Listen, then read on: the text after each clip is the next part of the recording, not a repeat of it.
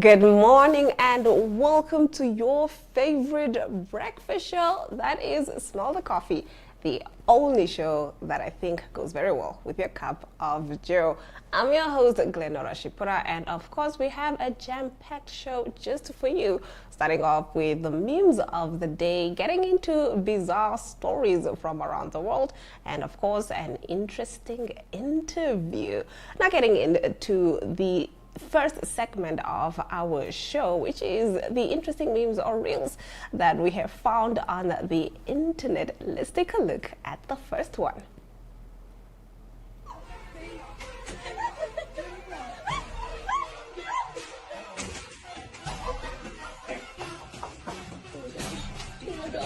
Oh my gosh, Sarah.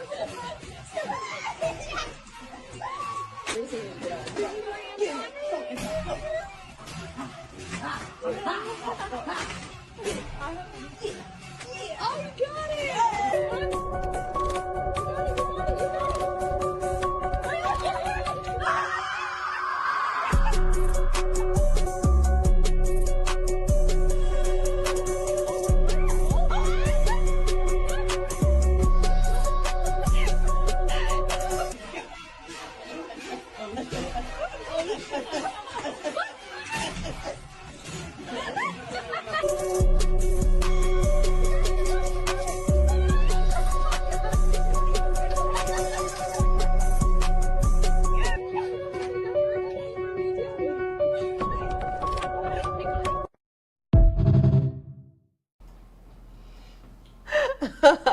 So this whole time when we were judging people in horror movies, we didn't know that, guys, it's not as easy. And to think that the killer was just, walking. He was just walking. He was not running, nothing. He was just walking. And the thing is, it's also the removing the key. I think that's the other thing, like putting it in and removing it. That's one of the things that will definitely take up most of your time. But yeah, interesting take on that. Because we all thought that, yeah, you know what, there's people in horror movies, stop it. It's not possible that you can't run as fast from somebody who's just walking towards you, rather. And there we have it, we saw it. Let's take a look at the next one.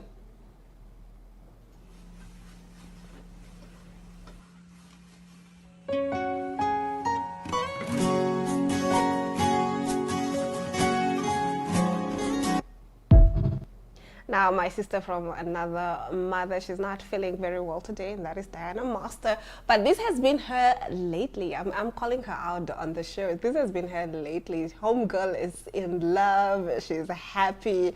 And you know what? We couldn't be happier for her. I just, wish the same for me in the near future. So, yeah, let's hope the people on the roster act right. Let's get into the next one.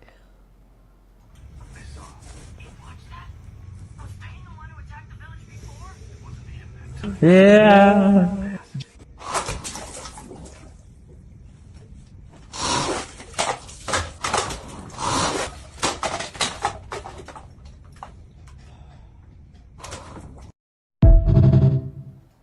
I think people that live alone, there is an unchecked madness that you get to experience, and no one else will ever know about it. Because I know people that, I'm also one of them, but they will clean, they'll wake up at 12 and they'll clean their house. And they'll do laundry, they will do everything that they want to do in the middle of the night because, they have free will, it's their place, they live alone, nobody's going to question them. So I think that people that live alone, there is an unchecked madness that you get to experience. And maybe that's the beauty of living alone. You can do whatever you want. If the iron pissed you off, beat it. Beat it. Who's going to beat you? No one. Let's get into the next one.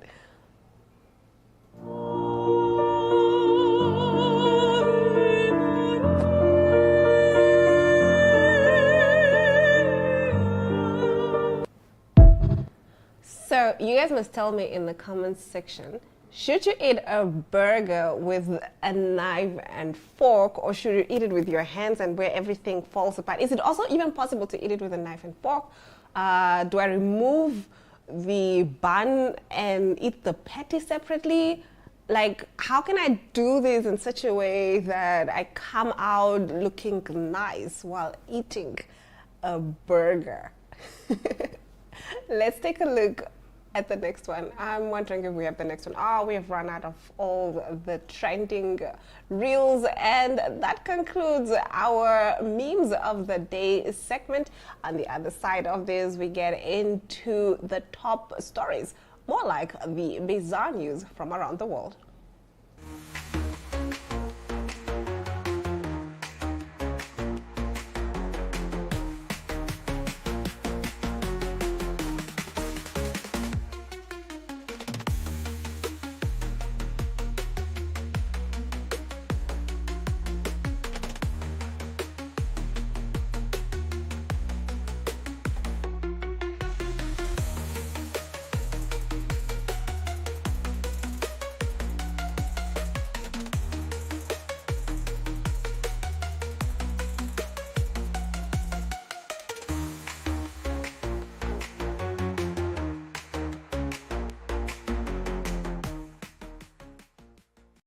Namibia is a land of movement, with waves that never stop reaching forward.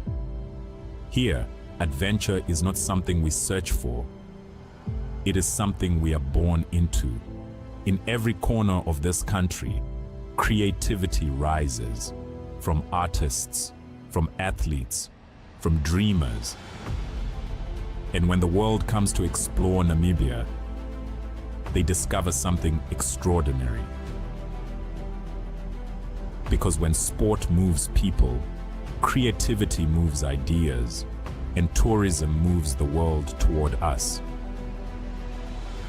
Something powerful happens. A platform where movement meets imagination, where industries connect, where opportunity grows, where Namibia's next chapter begins.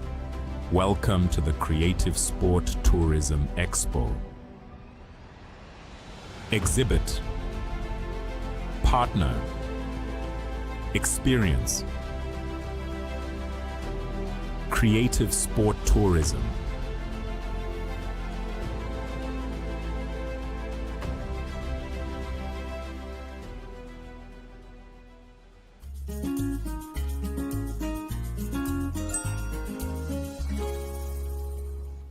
Now, this next story sounds like something straight out of a movie.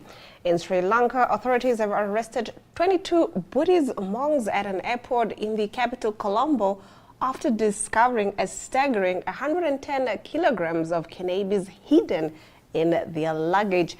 Officials say each monk was carrying about 5 kilograms of a potent strain known as Kush, carefully concealed inside false compartments in their suitcases.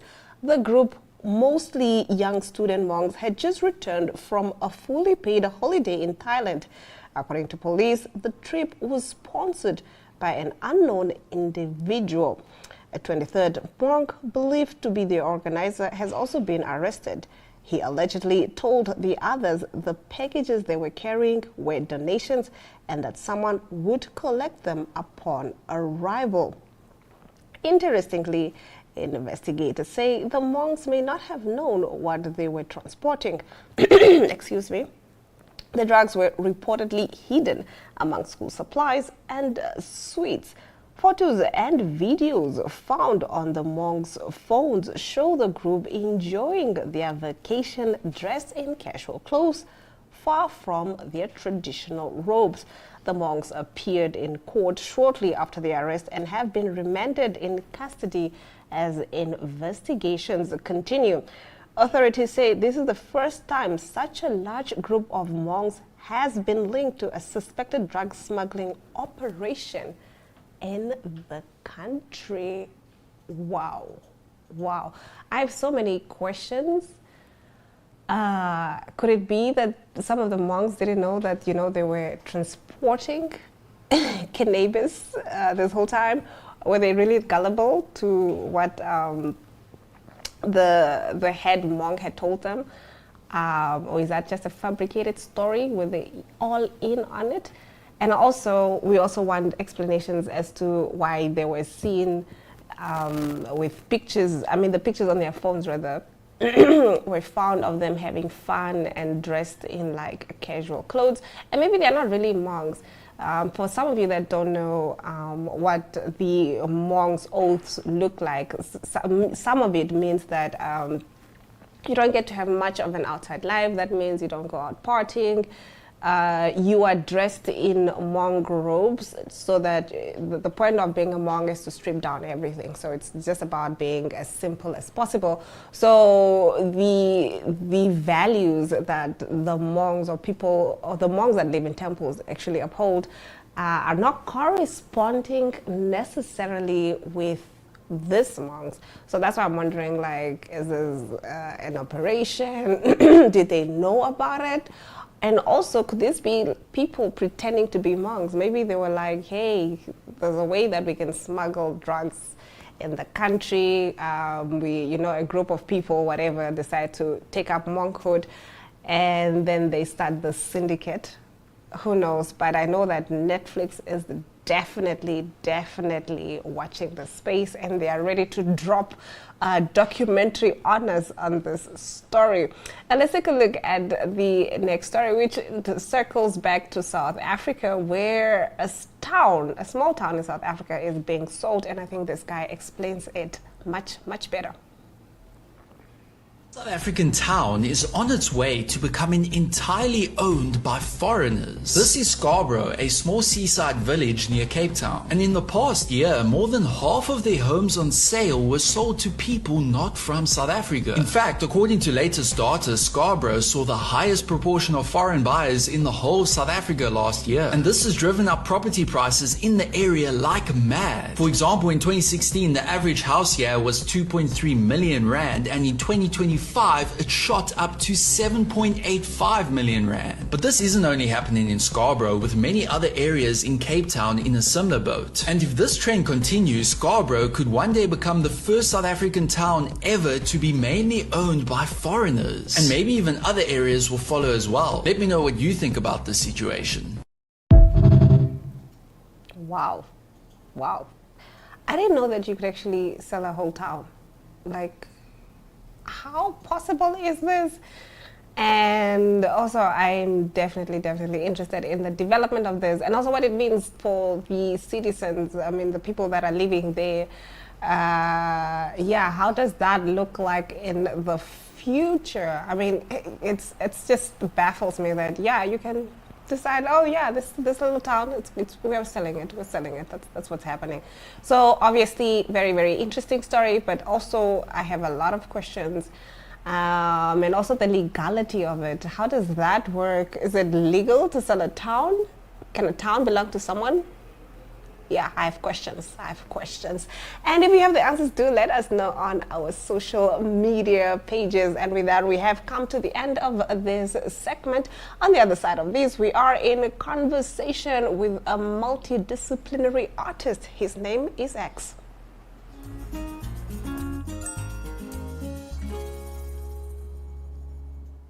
I'm joined in studio by a visionary artist, someone who has worn many hats and always wants to show up as authentic as possible to every project. Good morning, X. How are you doing? Good, thank you. How are you doing, Glenora? I'm quite excited to have you in studio. I'm quite excited to have this conversation early on in the year, because you're one of the artists that I always look out for in terms of just the work that you're doing. And everything that you do is, always inspiring, and you're always pushing yourself to the next limit. Thank you. Thank you very much. Thank you for having me.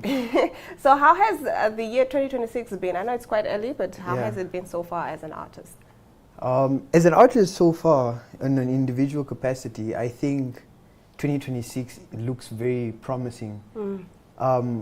Again, I always like to say this. I feel like there's a new temperature in the art industry, in the creative industry, and myself as an artist, there's a lot that you can plan for. There's a lot that sounds exciting, that sounds like it's going to, sort of flourish. So again, like you said, it's very early on in the year, so you can't say too much. You don't want to jinx things that you have planned, but there's a positive start to it individually. But you know, the world doesn't look very bright at the moment. So there's obviously that thing of like trying to balance reality with your optimism, you know? So Speaking of that, and also how artists need to be a voice or the mirror to where society is, or the reflection of the times. I've seen most of your work, and it really does that. Your last play, you were tackling quite a few heavy themes, but it was also inspired because this is what I see in the community, and I'm just reflecting the times. How important is that for you as an artist to always hold up the mirror to society? I think that's the role of every artist, actually. In fact, everyone that has, even if you're not an artist as a profession, if you have a sketch pad at home, it's important for you to reflect what it is that inhibits you internally and whatever you see as going on in the world around you. Because that's how you preserve who you are, and that's how you preserve, let's say, the national identity of a country. It's by creating the art that reflects that. It's been quite a journey trying to really find my footing in expressing what, because it's very difficult to be honest as an artist, especially when you start commercializing your art.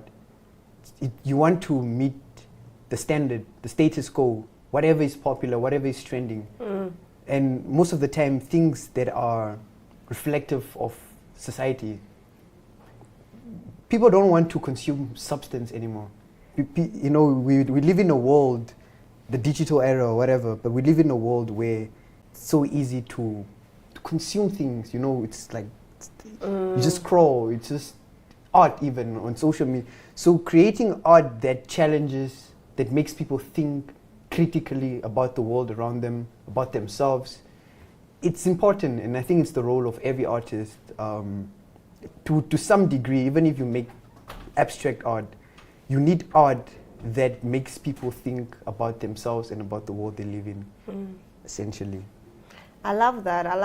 And you did speak on trends as well, and how it's important to try to be as authentic as possible, but still, be in the know of the trends that are happening. What kind of trends are you seeing right now, or trends that we might be heading into in the industry? So let me start with artists have become independent curators and creators now, especially with the advent and the promise of the internet era and the technologies like AI and AR and VR and all these new technologies that are driving what it means to be an artist in a completely new direction. And it's trending also, of course. I mean, we saw like with the advent of social media, it became much more easier to sort of disseminate your art globally, because you are in charge of it. You are in charge of distribution, because the internet platforms and social media platforms made that possible. So when was the internet introduced? Like early 2000s. So now in 2026, it's taken a level that is where you can be a business on your own, and you don't need all these other factors or agents and people record labels and whatnot. It also removes a level of, I'm not saying all record labels are bad, but or companies per se that house and manage artists are bad, but there were issues in the past where you hear stories of like artists, I sold how many millions of albums or books, what have you, but I didn't make so much money from it because of the contracts I signed. Yeah. So there's that sense of like independence of being drawn away as an individual artist, being drawn away from institutions and being able to own your art, own your work, direct the channel in which it flows, things like that. And also own your voice as well. Own your voice as well. Very important, which is, I've seen quite a few artists blow up just on social media. Yeah. And I don't see them like being signed on to anybody, but you can see that they have like millions of views on YouTube and they are doing their own thing, which is very nice and holistic. They themselves become the brand, the entity, the company. Yes. As an individual artist, you become the institution that sort of produces the work that you create as an artist. Do you think that this new trend especially the use of social media, Uh-huh. is good news for Namibian artists, because there's always been that notion that, oh, if you're an artist in Namibia, you're just going to Yeah. suffer, you're going to Yeah. starve. So do you think that this is a platform for us as artists to, get on and, just see where it goes? Yeah, I can answer that in two ways. One, it's not just social media, but other technologies, like we said now, the new trends that are happening, artificial intelligence and so forth. I think there's two ideas that you can have to it, like a positivist one and a negativist one. One, the Namibian industry, the creative arts industry, like I said, it's only now with with the administration of the current president where we see some kind of recognition and true appreciation and acknowledgement of the importance of art and trying to, distribute resources to build the industry.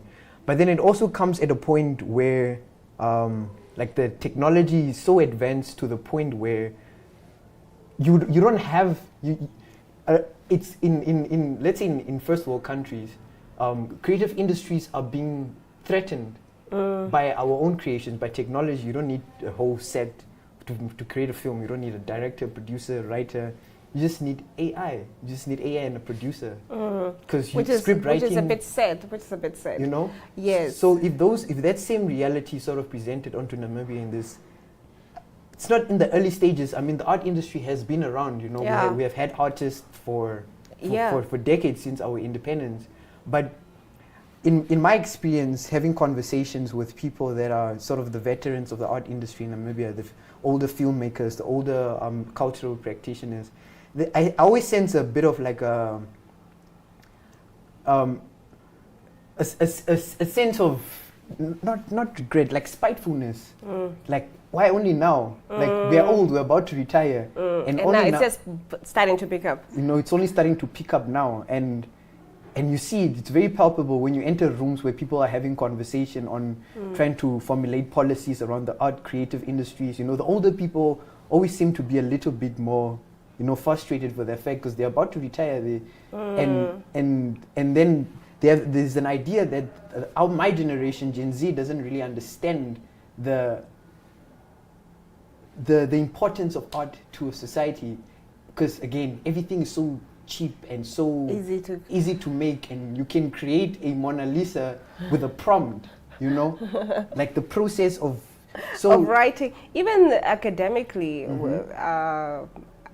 you can see that the time it used to take to study for something and what have you, I have to read a whole textbook. Now I can just put a prompt, please summarize, I'm doing a test and this is what we're going to focus. Summarize the most important things that I need to know about this, and that's it. And then I go and write the test and I pass. But I have not sat down and consumed a work of somebody, a body of work. Yeah. You get it, it's just snippets of it.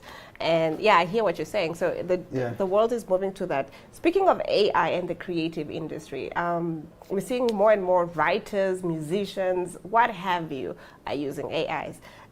And there is a positive to it. I've listened to some music or musicians who've used AI. Oh, okay. I thought you said I thought you were going to say AI artists. Yeah, not AI artists. They would, let's say I don't have a producer, so AI does my producing for me. And I can see how it helps, especially when you're starting out and you don't have the money to pay for a producer, what have you. So there's this guy that I'm following on social media. He used AI to create his beats, but the vocals is his, which I have to say I respect him for that. And I love that that's the direction he's going for, because it's quite expensive, especially if you're starting out. But at the same time, it takes away from the human touch. Yeah, that's the point. That's the point of it all. AI can do incredible things. It can make work so much more effective, so much more efficient, so much more convenient and easier to do in any industry. Especially in the arts. But then it takes away from that human touch.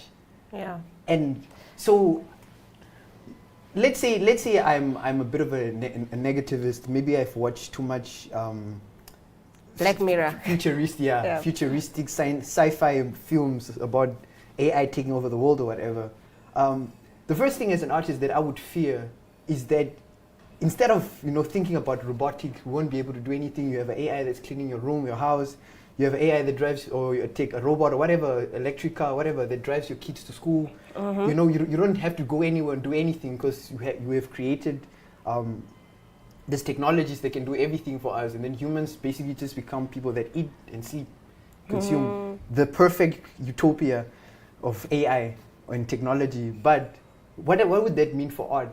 That means nothing that we consume is created by the hands of a human. You watch a movie, a film, it's generated. You see a painting, it's generated. You listen to music, it's generated. It's written, it's produced, everything, all the elements that goes into making music. So I do respect people that are trying to move with the time, artists that are trying to move with the times, like the person you mentioned that would make a beat with AI but still put their own vocals.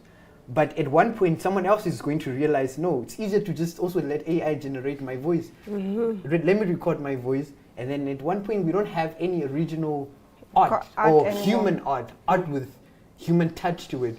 And I like to quote, it's a German philosopher, I don't know if you know him, but Friedrich Nietzsche. I know you like philosophy. I know him. Of course I'll know him. Yeah.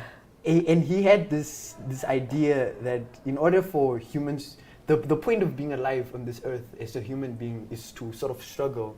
And if you're going to project that into your art, AI doesn't have struggle. It just analyzes. There's no human soul to it. Exactly. A human touch brings the endurance, the suffering, the joy, what have you, and that's what makes it so unique and palpable to everybody else. So.